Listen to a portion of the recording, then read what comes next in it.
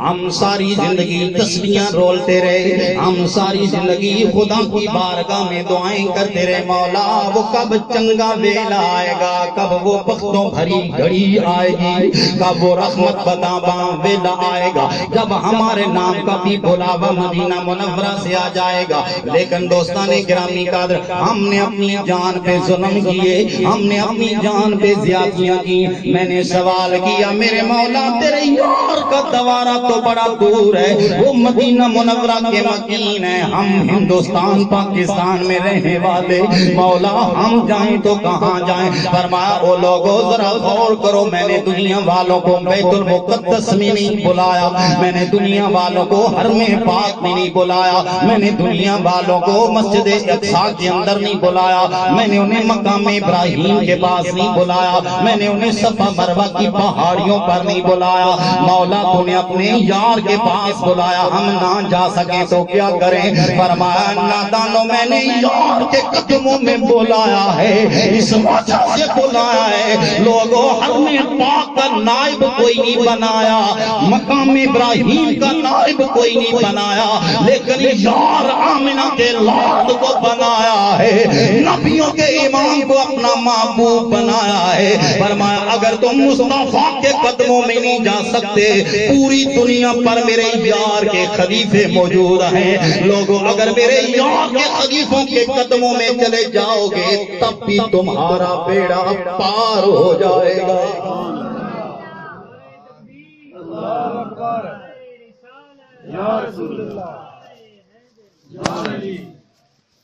آپ سوچ رہے ہوں گے مولانا اپنے پاس سے بات کر دیا، حاشا اللہ دوستان گرامی قدر اپنے پاس سے بات نہیں کی ہے میرے دوستو، وہ دریائے نیل کے مغربی کنارے پر سونے والا بہت بڑے امام جلال الدین سیوطی رحمت اللہ تعالی علیہ واللہ 2 لاکھ حدیثوں کے حافظ اور 500 کتابوں کے مصنف 10ویں صدی ہجری کے بڑے امام ہیں میرے دوستو، خدا کی قسم لکھتے ہیں لوگوں ذکر الانبیاء عبادت، لوگوں اگر نبیوں کے ذکر کیا جائے عبادت بن جاتی ہے، فرمایا اگر ولیوں کا ذکر کیا جائے فرمانے لگے ذکر الصالحین کفارۃ الذنوب، لوگوں اگر چنگے لوگوں کا ذکر کر دیا جائے گناہ معاف ہو جاتے ہیں۔ تنزل الرحمہ اندہ ذکر صالحین، چنگے بندوں کا ذکر ہو جائے، نیک لوگوں کا تذکرہ ہو جائے، نیک لوگوں کا بیان ہو جائے، نیک لوگوں کا سننا دیکھنا نصیب ہو جائے، واللہ کفارۃ الذنوب بن جائے، گناہ ختم ہو جائے۔ پتہ چلا ان لوگوں کا، جن لوگوں کی محفل میں آج تجھے مجھے آنے کا شرف میرے رب نے عطا فرمایا، واللہ جب آئیں گے جھولی گناہوں سے بھر کر لائیں گے، لیکن جب جائیں گے رب ہمارے گناہوں کو انشاءاللہ معاف فرمائے۔ ان لوگوں کا تذکرہ دنیا آج ہم کے تانزنی کرتی ہے،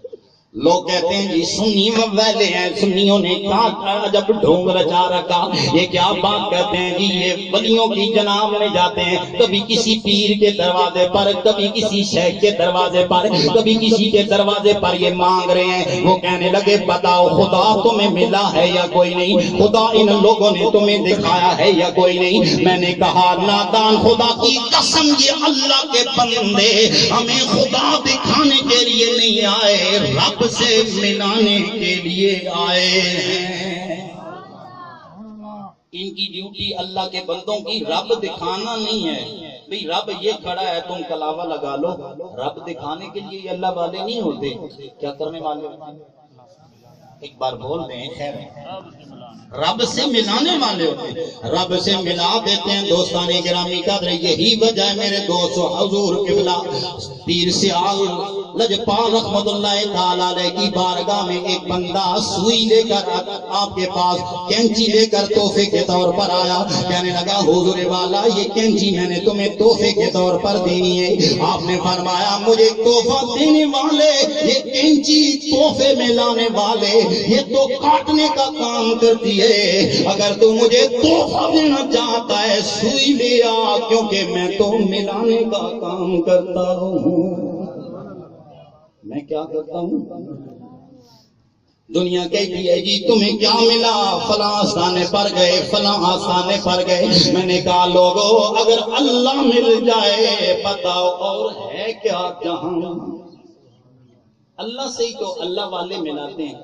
دکاندار کے پاس جاتے ہیں چینی خریدنے کے لیے، چینی والا چینی دے گا۔ اگر بندہ دال والے کے پاس جائے گا وہ دال دے گا، چاولوں والی دکان پر جائیں گے وہ چاول دے گا۔ لیکن واللہ جس کے پاس رب ہے اور رب کا راستہ بتانے والے کے پاس جائیں گے وہ تمہیں رب کا ہی راہ دکھائے گا۔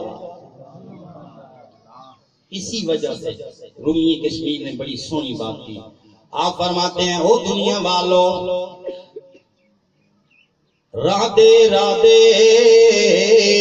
ہر کوئی آکھے تے میں آکھاں رادے بن مرشد تیرا نہیں لب دے تے رول مرسیں وچ رادے بن مرشد اورانو لب دے